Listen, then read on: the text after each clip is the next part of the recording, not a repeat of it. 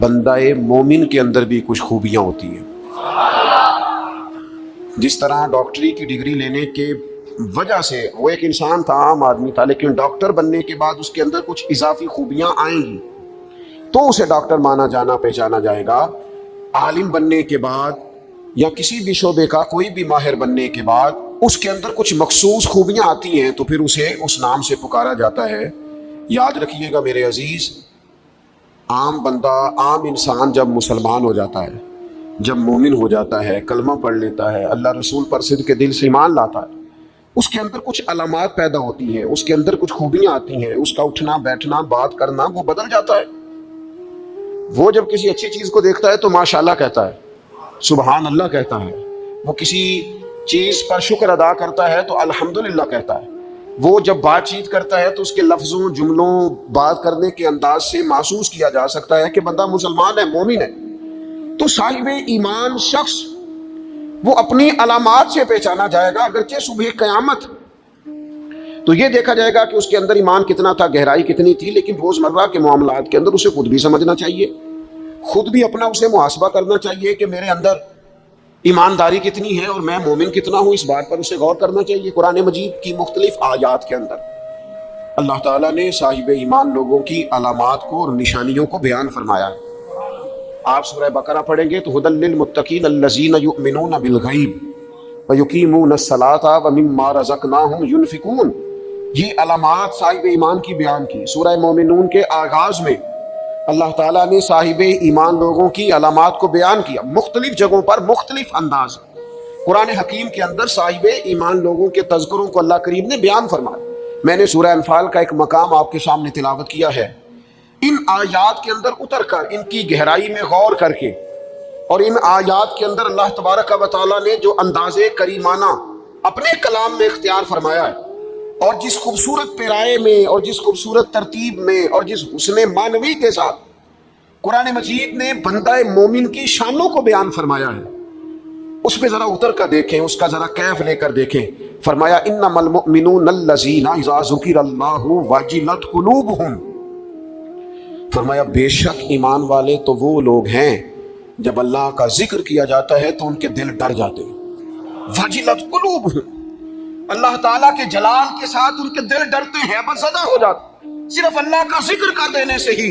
اور قرآن مجید کا حسن دیکھیں، یہ نہیں فرمایا بندے ڈر جاتے ہیں، وجلت قلوبہم، ان کے دل ڈر جاتے ہیں، ان کے دلوں پر ہیبت طاری ہو جاتی، ڈر جاتے ہیں. وَإِذَا تُلِيَتْ عَلَيْهِمْ آيَاتُهُ زَادَتْهُمْ ایمانا. اور فرمایا جب اللہ کی آیتیں ان پر تلاوت کی جاتی ہیں تو ان کا ایمان ترقی پا جاتا ہے. اللہ کا ذکر ہو تو دل ڈر جاتے ہیں، قرآن مجید پڑھا جائے تو ایمان ترقی پذیر ہو جاتا ہے، مضبوط ہو جاتا ہے. اس کے اندر اللہ تبارک و تعالیٰ کیف میں اضافہ کر دیتا ہے. یہ صاحب ایمان آدمی کی شان ہے. اور فرمایا یہ لوگ کون ہیں؟ وَعَلَىٰ رَبِّهِمْ يَتَوَكَّلُونَ. یہ وہ لوگ ہیں جو بھروسہ اپنے رب پر کرتے ہیں، ساری امیدیں، ساری آرزویں اپنے مالک سے وابستہ کرتے ہیں. ان کا سارا کا سارا اعتماد اپنے مالک کریم پر ہوتا ہے. یہ مومنوں کی شان ہے. اور پھر ارشاد فرمایا الذین یقیمون الصلاۃ ومما رزقناہم ینفقون. یہ وہ لوگ ہیں جو نماز قائم کرتے ہیں اور جو کچھ ہم نے انہیں دیا ہے اس میں سے اللہ کی راہ میں خرچ کرتے ہیں. ایک تو ان کے دل ڈر جاتے ہیں اللہ کے ذکر سے، دوسرا یہ کہ جب قرآن مجید کی آیات تلاوت کی جاتی ہیں تو ایمان ترقی پاتا ہے، تیسرا یہ کہ یہ لوگ اپنے رب پر بھروسہ کرتے ہیں، چوتھا یہ کہ نماز کو قائم کرتے ہیں. الذین یقیمون الصلاۃ، نماز قائم کرتے ہیں، اپنے ظاہری اور باطنی تمام آداب کے ساتھ نماز پابندی سے ادا کرتے ہیں. وَمِمَّا رَزَقْنَاهُمْ يُنْفِقُونَ، اور جو ہم نے ان کو دیا ہے اس میں سے خرچ کرتے ہیں ہماری راہ میں. اللہ کریم نے فرمایا یہ جو 5 علامتیں ہیں، 5، اللہ تعالیٰ کا ذکر ہو تو دل ڈر جائے، وَإِذَا تُلِيَتْ عَلَيْهِمْ آيَاتُهُ زَادَتْهُمْ ایمانا، قرآن پڑھا جائے تو ان کا ایمان ترقی پا جائے، وَعَلَىٰ رَبِّهِمْ يَتَوَكَّلُونَ، اپنے رب پر بھروسہ کریں. الَّذِينَ يُقِيمُونَ الصَّلَاةَ، وہ لوگ جو نماز قائم کرنے والے ہوں، وَمِمَّا رَزَقْنَاهُمْ يُنْفِقُونَ، اور جو ہم نے انہیں دیا ہے اس میں سے ہماری راہ میں خرچ کرنے والے ہوں. فرمایا جن لوگوں کے اندر یہ 5 علامتیں پائی جائیں گی اولئک هم المؤمنون حقا، فرمایا یہ سچے مومن ہیں. کرتے پھریں اپنے حساب سے لوگ تشریح نکالتے پھریں کہ میرے سے اچھا مسلمان کون ہوگا. لیکن رب کا قرآن کہتا ہے اپنا محاسبہ کر کے دیکھ لو، اس کا ذکر ہو تو دل ڈرتا ہے. اپنا محاسبہ کر کے دیکھ لو، قرآن کی آیتیں پڑھی جائے تو ایمان میں ترقی ہوتی ہے. اپنے آپ سے پوچھ لو رب پر بھروسہ کتنا ہے. اپنے آپ سے سوال کرو نماز قائم کرنے میں تمہارا معیار کیا ہے. یہ دیکھو کہ تم اللہ کے راہ میں خرچ کرنے کے معاملے میں کتنے سخی واقع ہوئے ہو. اگر یہ 5 باتیں پائی جاتی ہیں تو اولئک هم المؤمنون حقا. میرا رب فرماتا ہے یہ وہ سچے مومن ہیں جنہیں رب سچا مومن فرماتا ہے. یہ اللہ کا فیصلہ ہے کہ اولئک هم المؤمنون حقا. یہ سچے مومن ہیں، یہ سچے مومن ہیں، یہ سچے مومن ہیں. اللہ کہتا ہے یہ ہیں جو میں تمہیں بتا رہا ہوں، یہ ہیں میرے بندے، یہ سچے مومن. یا اللہ تو انہیں کیا دے گا، کیا عطا کرے گا جب تو کہہ رہا ہے کہ اولئک هم المؤمنون حقا. یہ سچے، یہ قرآن مجید کا مزہ تو لو یار کتنا زیادہ ہے. یہ سچے مومن ہیں، یا اللہ تو کیا دے گا انہیں. فرمایا لہم درجات عند ربہم، ان کے درجے ان کے رب کے پاس ہیں. اس کا ایک معنی مفسرین نے یہ کیا ہے، یہ جو کہا نا لہم درجات عند ربہم، ان کے درجے ان کے رب کے پاس ہیں. مالک فرماتا ہے اس کا ایک معنی مفسرین نے یہ کیا، یہ تو تمہیں قیامت میں پتا چلے گا کہ رب نے کیا کیا عطا فرمایا. لہم درجات عند ربہم، تمہیں کیا بتائیں اللہ انہیں کیا دے گا. ان کے درجے ان کے رب کے پاس ہیں. اس نے لکھ دیا ان کا اجر، طے کر دیا ان کا انعام. ان کے لیے مالک کریم نے اپنی رحمت سے فیصلے کر دیے کرم والے. ہاں تم اگر دنیاوی طور پر دیکھنا چاہو، تم اگر سمجھنا چاہو تو فرمایا وَمَغْفِرَةٌ وَرِزْقٌ کریم. ان کے درجے ہیں ان کے رب کے پاس اور ان کے لیے بخشش ہے. جو خطائیں ہو گئیں بھول کے وہ اللہ معاف کر دے گا. ان کے لیے بخشش ہے. اور یہ مت سمجھنا کہ صرف آخرت میں ہی نتیجہ ملے گا. یہ مت سمجھنا صرف بخشش ہی ملے گی. یہ مت سمجھنا کہ صرف اخروی زندگی ہی بہتر ہوگی. وَرِزْقٌ کریم، فرمایا ان کے لیے عزت والی روزی ہے.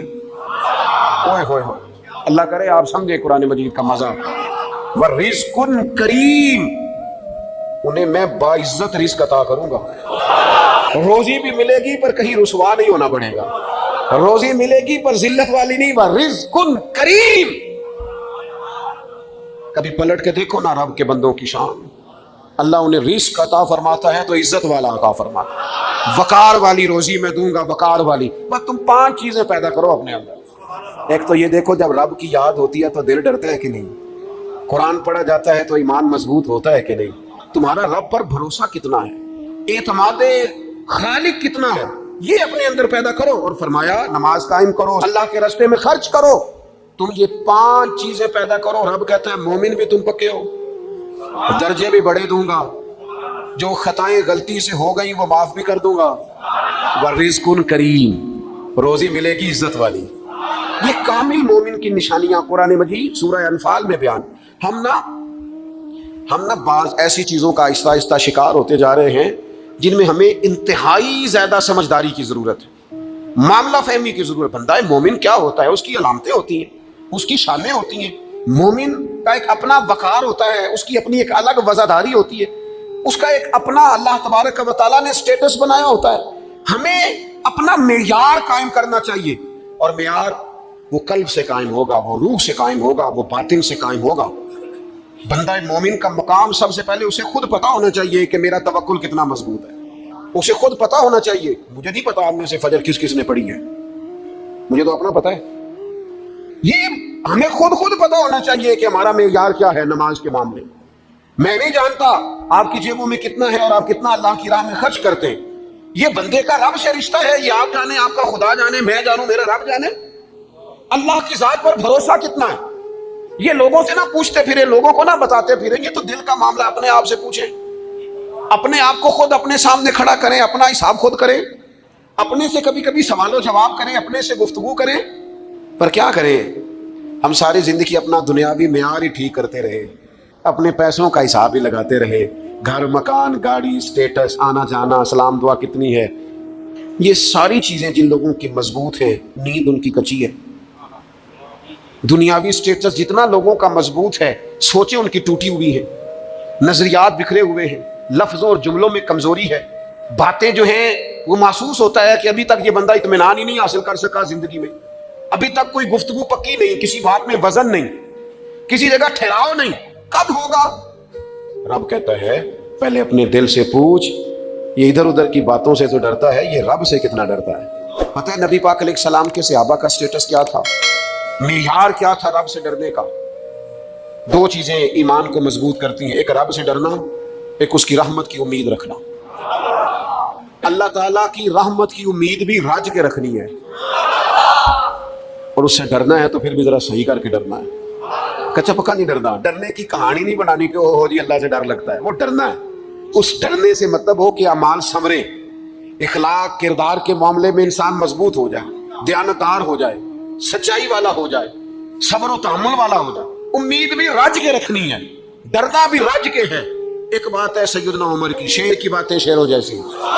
حضرت فاروق اعظم کی ایک بات اس مضمون پر بڑی طاقتور ہے.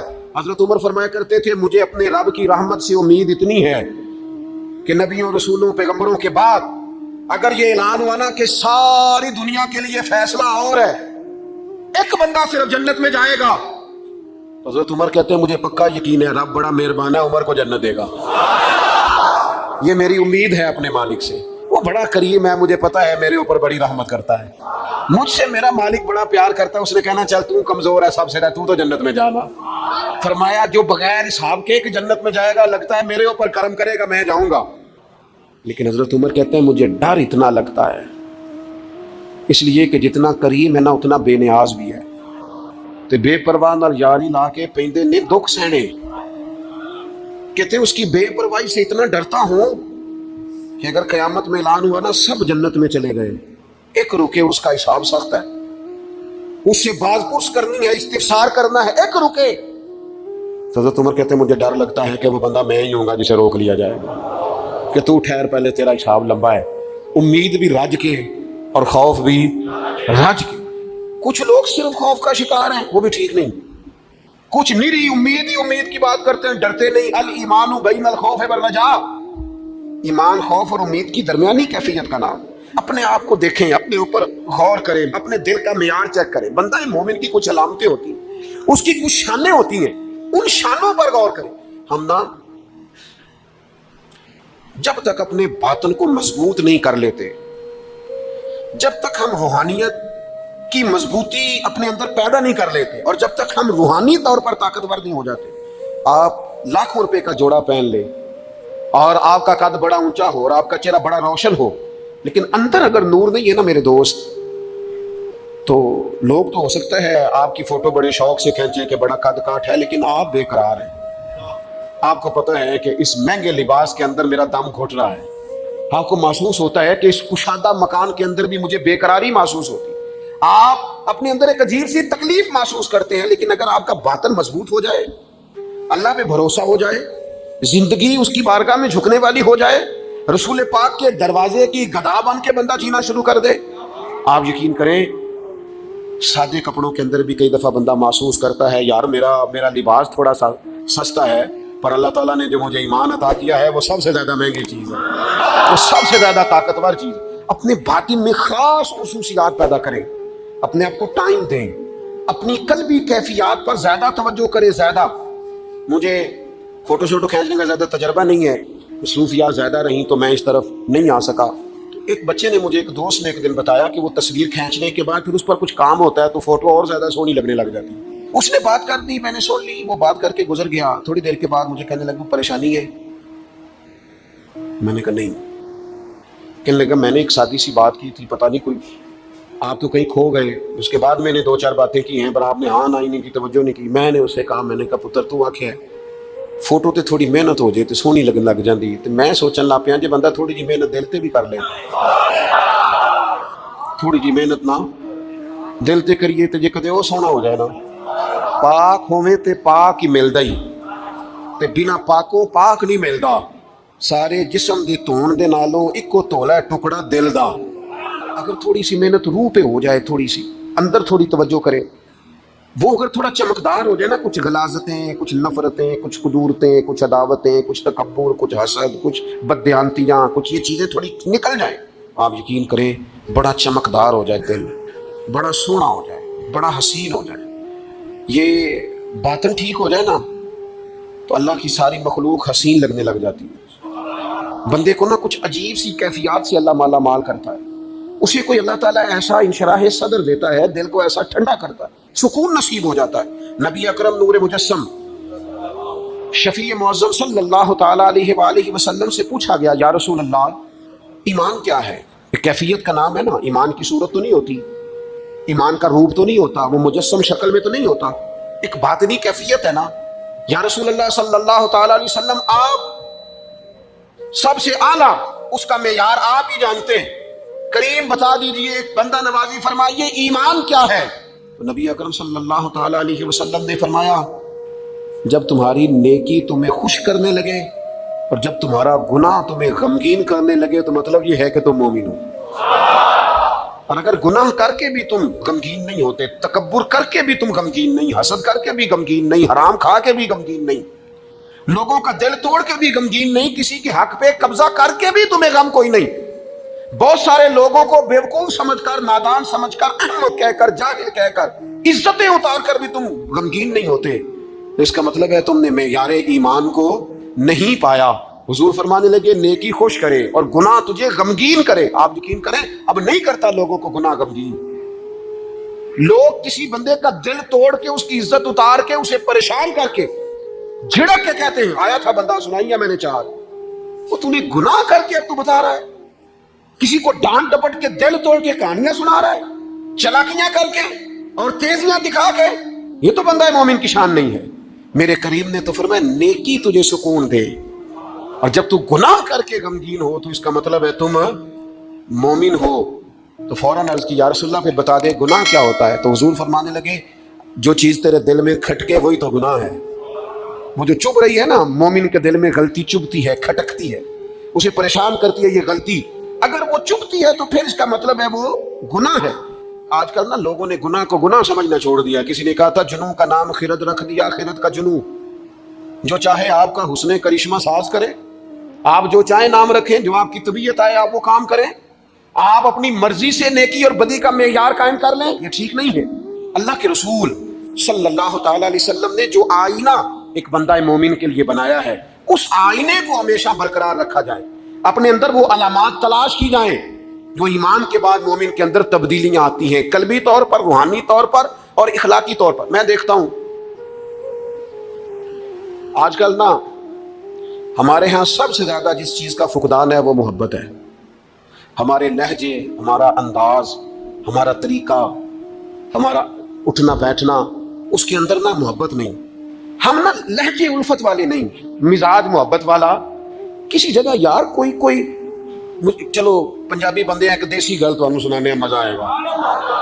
وہ ایک جگہ نا کہیں ہم بیٹھے تھے ایک دفعہ، تو کسی شخص نے کسی سے کوئی لینی دینی تھی چیز، تو اس نے بات کی، تو آپ کو پتہ ہے وہ ریٹ لینے والا بہت زیادہ مانگ لیتا ہے اور دینے والا کوشش کرتا ہے صفر سے شروع کرو، نیچے سے ریٹ دیتا ہے.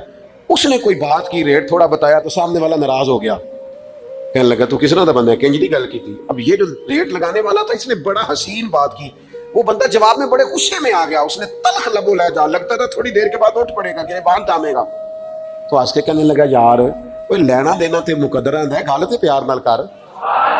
میں نہ جناب شاعر مزاج آدمی نہ کئی دفعہ پورا فدا ہو جاتا ہے، میرا دل کہ اس بندے کے ہاتھ چوم لو، اس نے کمال بات. اس نے کہا لینا دینا تے کوئی گل تے پیار نال کر یار، دو کڑیاں دا بہن ہے، ذرا پیار سے بات کر. کیا ہو گیا تجھے، ملنے آئے ہیں، غنیمت جانیے مل بیٹھنے کو، جدائی کی گھڑی سر پر کھڑی ہے، ابھی الارم بجے گا اٹھ کے تو اپنے گھر میں اپنے گھر. وہ بات تو پیار سے کر، وہ بول تو محبت کے ساتھ، سودا دینا بیچنا لینا الگ بات، وہ تو بولا تو ٹھیک کر، تیرا لہجہ تو ٹھیک ہو، تیری گفتگو تو ٹھیک ہو. لو سنو نا کیا کہا مدینے والے محبوب نے، کیا بات ہے میرے کریم رسول کی. حضور نے بات کھول کر بیان کر دی، مشکات میں موجود ہے. حضور فرمانے لگے اللہ کو ماننے والا، میرا کلمہ پڑھنے والا، فرمایا جو مومن ہوتا ہے نا، مومن ہوتا ہی الفت والا ہے، مومن ہوتا ہی محبت والا ہے. مومن اور محبت یہ لازم و ملزوم ہے. مومن اور محبت یہ ایک چیز کے دو نام ہیں. حضور فرمانے لگے مشکات میں حدیث ہے، فرمایا مومن ہوتا ہی محبت والا ہے. فرمایا اس بندے میں کوئی خیر ہی نہیں، نہ کسی سے پیار کرے نہ کوئی اس سے پیار کرے. جو نہ پیار کرے نہ اس سے پیار کیا جائے اس میں خیر ہے ہی کوئی نہیں. مومن جو ہے نا، مومن وہ پیار کرتا بھی ہے اور مومن سے پیار کیا بھی جاتا ہے. اپنی زندگی کو تلخی، مومن کی شان نہیں تلخ تلخ رہنا، ناراض رہنا، بے چین سا رہنا، ہر وقت شکوے کرنے، ناراض وقت گزارنا، ہر وقت کوئی نہ کوئی اعتراض کا دروازہ کھول کے رکھنا، ہر وقت کوئی نیا شکوہ، کوئی نئی بات کھول کے رکھنا. اس سے نکل آؤ یار. پیار جو ہوتا ہے نا وہ دنیا کو سنوار دیتا ہے. محبت جو ہوتی ہے نا اس کے اندر بڑا مزہ ہوتا ہے، اس میں بڑا کیف ہوتا ہے. اس لیے اپنے لہجوں سے تلخیوں کو نکالیں. ہمارے ہاں نا ایک بہت بڑا مسئلہ ہے، بالخصوص ہم جو صوفیاء کی جماعت ہے نا، اس میں بعض لوگوں کا خیال ہے کہ میں نا فلاں درود پاک پڑھوں گا تو نبی پاک کے قریب چلا جاؤں گا. کوئی شک نہیں، درود پڑھنے سے حضور کا قرب ملتا ہے. بعض لوگوں کا خیال ہوتا ہے کہ نعت شریف کی برکت سے محبوب کے قریب جاؤں گا. کوئی شک نہیں، نعت پڑھنا اور نعت سننا یہ بندے کے دل کو حضور کی محبت کے اندر بڑا مضبوط کر دیتا ہے. کچھ لوگوں کا معیار ہوتا ہے کہ میں اتنے وظائف اس ٹائم میں مکمل کروں گا تو میں نبی پاک کے قریب جاؤں گا. تو حضور نے تو خود بتا دیا میرے قریب کون ہے. درود پاک پڑھنے والے کو بھی قریب بیان کیا حضور نے. جہاد کرنے والا، عبادت کرنے والا، ریاضت کرنے والا، دین کی خدمت کرنے والا، یہ سب حضور کے قریب ہے. اور نبی پاک علیہ السلام نے فرمایا تم میں سے، یہ بخاری ہے، فرمایا تم میں سے میرے یہاں میرے قریب سب سے محبوب وہ شخص ہے جس کے اخلاق زیادہ اچھے ہیں، جس کا رویہ لوگوں کے بارے میں ٹھیک ہے، جس کی نیتیں، ارادے، لہجے لوگوں کے حق میں نرم ہے، وہ میرا محبوب ہے. حضور فرماتا ہے میرا محبوب ہے، میرا وہ پیارا بندہ ہے، وہ میرا محبوب ہے امتی.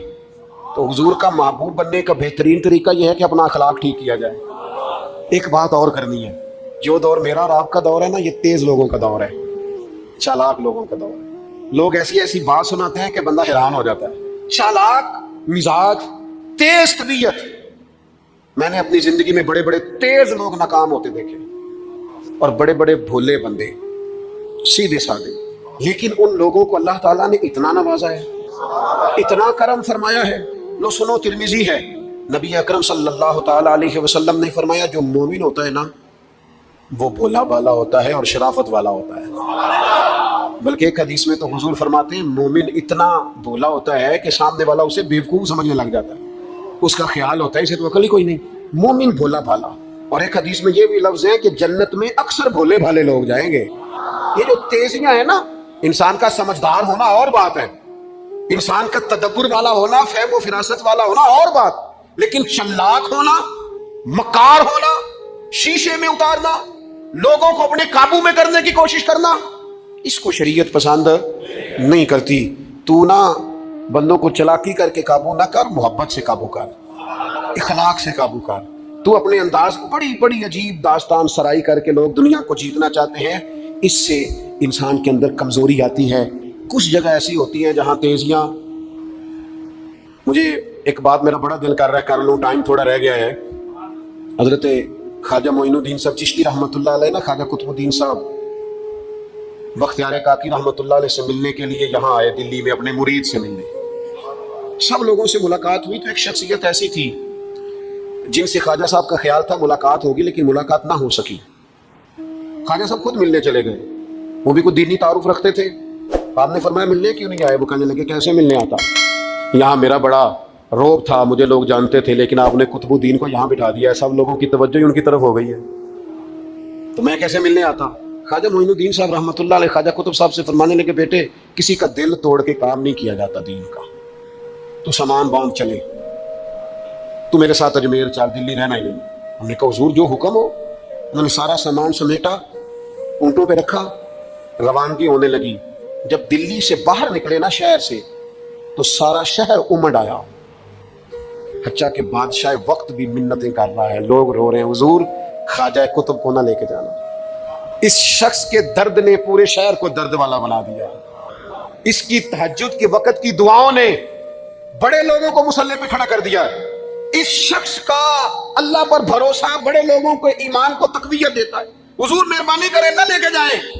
اتنے سارے لوگ رونے لگے اور رنگ اور ہو گیا. تو حضرت خواجہ معین الدین صاحب فرمانے لگے پتر سامان اتارو، مصلی بچھاؤ، دلی میں رہنا ہے.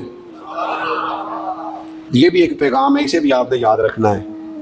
خواجہ قطب الدین صاحب کہنے لگے حضور آپ نے فرمایا تھا کسی کا دل توڑ کے نہیں رہنا. فرمانے لگے اتنے سارے لوگوں کا دل ٹوٹنے سے بچاتے بچاتے کسی ایک کا ٹوٹ بھی جائے تو خیر ہے. اب کسی ایک کا دل بچاتے ہیں ساری دنیا کا دل توڑ دیں، اللہ کرے آپ کو اس بات کی بھی سمجھ آئے۔